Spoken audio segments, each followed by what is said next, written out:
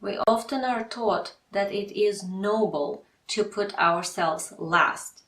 Watch this video and find out why that is actually detrimental to your spiritual process. Alright, putting ourselves last is something we have been trained since we were very little children, at least most of us. This is something that is considered to be a good thing, because if you do that, then you're polite, you're not selfish, you're a nice person. Now, all of this is a social blueprint that is not related to spiritual awakening. Now, it's true that putting yourself first ahead of everybody all the time and ignoring everybody else's needs would be very selfish and not a balanced, especially spiritual behavior. But on the other hand, when we put ourselves last or ignore ourselves altogether, that is highly non-beneficial, actually detrimental to our spiritual growth. Let's look at why.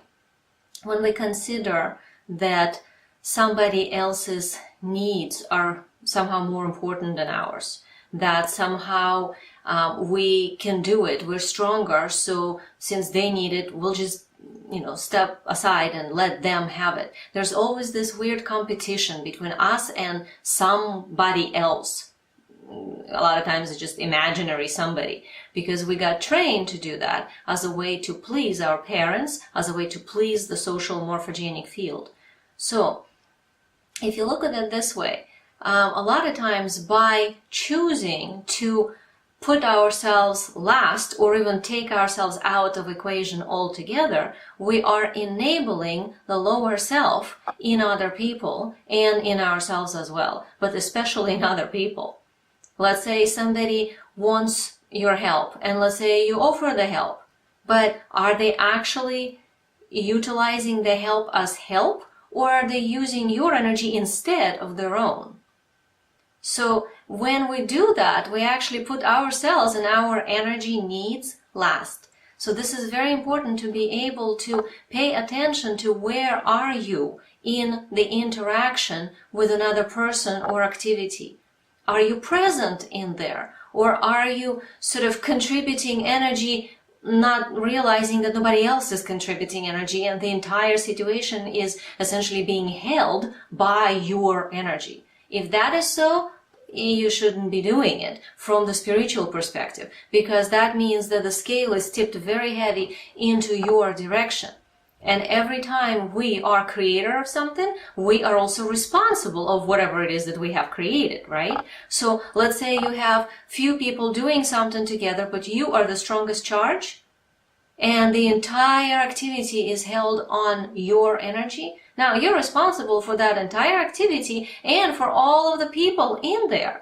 That's not a good thing. That's actually a lot of karma. That's how we get trapped with so many astral connections to people that we don't want to have connection with. And if you think back in your life, it usually begins with parents and siblings. This is where we train the most to put ourselves last. And those are also the people with whom we have the strongest astral links, and a lot of times not in a good way. So it's very important to not enable the lower self of other people who don't choose to be proactive and step forward by stepping forward instead of them. And by, stepping on ourselves, we're also taking power away from our own creative juices. We can't then create anything because we run out of energy, because we use our energy to feed all this external support system that is going away from us into supporting someone else. So that's why this is highly detrimental, to not involve yourself inside the situation in some sort of an equal manner with other people. Also, there's another reason that we have been trained that this selfishness component, that somehow we don't have the right to have needs, that everybody else has the right to have needs because somehow they got the permission and we somehow did not. In reality, every single being has the right to have needs. Now, we are responsible for our needs, and there's nobody out there that somehow owes us to fix whatever it is that our problem is. It's our own business to do so. And yes, some people can come in with support And that is great. And there's all sorts of energy support available, including the universal beings, and on a smaller scale, planetary beings, and on a smaller scale, your personal energy guides, and even smaller scale, coaches and therapists and, just friends that will listen. So there are all sorts of support, but the actual need has to be dealt with inside, because that comes from a lack.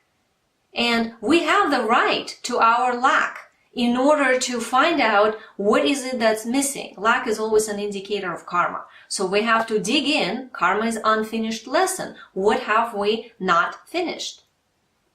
Anytime you start to feel like you have a need, we have been sort of programmed to say, oh, I shouldn't need, and then we put ourselves last. If instead we say, no, I have the right to need, but I don't have the right to have somebody fix it for me. It's my job to fix it for me. So let's find out, what is this need based on? That means I'm lacking something. In other words, not having access to some energy that I really feel like I require, need, or would really love to have in order to feel complete. So that would be then the journey internally to try to figure out what is it, how to get it, and it's never about any other person or circumstance or stuff that we don't have. It's always some sort of an energy pattern that needs to be figured out internally. So if we look at our needs in a different manner, that our needs are actually indicators of our karma, and they sort of good things from the standpoint that they point us in the right direction as to what we still need to clean up, then we don't have to put ourselves last and somehow squish our own needs. It's okay to have them. As long as we don't project them on anyone else, it's just fine. So that brings us to, okay, so let's say you're not putting yourself last, you're putting yourself into the equation. What does that even mean? What that means is being aware of other participants. Now, other participants might be people, might be an animal, I guess, but it also could be environment. It's an energy. It's about co-creating with the universe. So think about it. If you choose to put yourself last and everybody else's needs are more important, that also applies to the universe. So then instead of co-creating with the universal life force, you sort of saying, well, universe has some important things to do and I'm just going to get out of the way and let it do it. And then we wonder why we feel unfulfilled and lost and longing for a spiritual connection. So spiritual connection is available to everybody right here, right now. And all that's necessary is to be in alignment with the universe, which means that you have to be in integrity with yourself and in a co-creative relationship with the universe. That is what will allow you to be able to manifest the life that you desire, to not feel unfulfilled, to actually arrive at a place where your life feels much more sort of magical because you are connected deeply. And all of this comes from putting yourself into the equation of interaction with life and people and animals. There you go.